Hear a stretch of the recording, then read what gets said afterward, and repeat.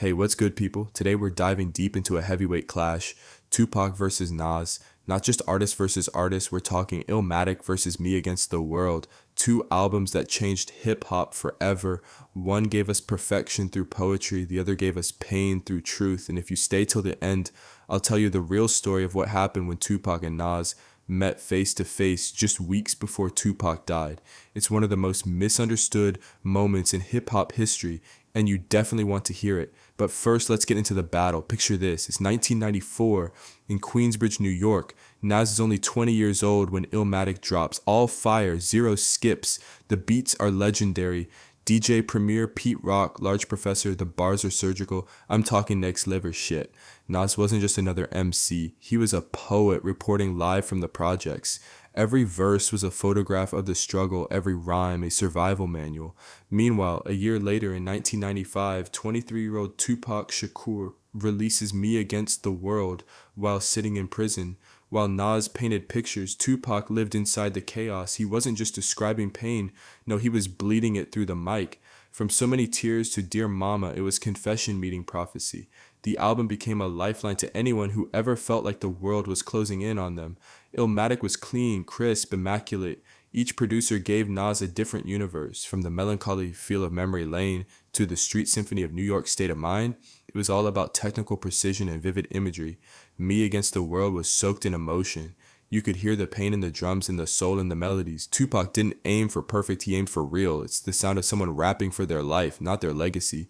Nas was the observer. He captured the world like a journalist with a notebook and a blunt. His flow was calm but deadly, full of metaphors, internal rhymes, and coded wisdom. But Tupac was the heartbeat. Every verse pulsed with emotion, love, anger, loyalty, and fear. He was both soldier and poet.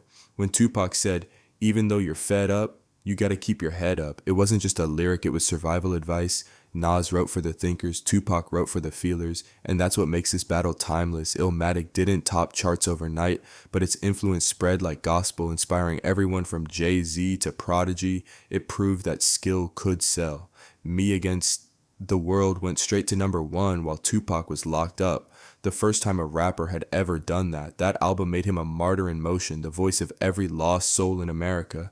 And when he came out of prison, that fire only grew stronger.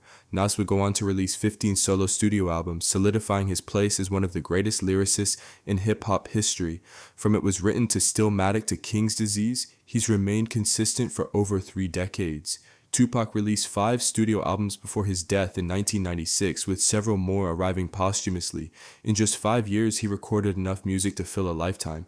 Albums like All Eyes on Me and Don Killuminati, The 7-Day Theory became cornerstones of hip-hop culture. So what's more important, perfection or passion? Nas gave us a flawless blueprint. Tupac gave us his soul. If Illmatic is a book of knowledge, then Me Against the World is a book of pain. Nas taught us how to see the world. Tupac taught us how to feel it. Both changed hip-hop forever, and that's just facts. Now, like I promised, let's get into the drama.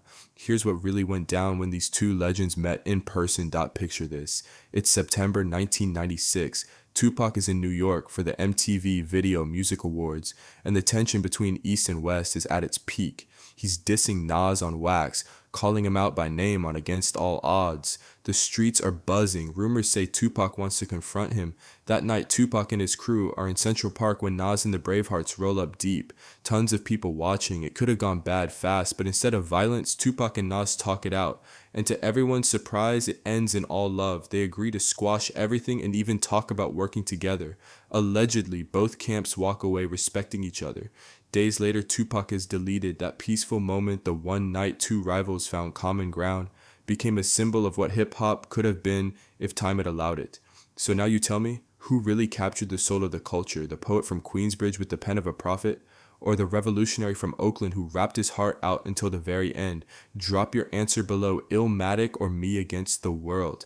And if you felt this breakdown, hit that like and sub, because next time, we're taking it even deeper dive. And if you like this video, click the one on your screen for more of hip-hop's greatest debates. One love, and I'm out.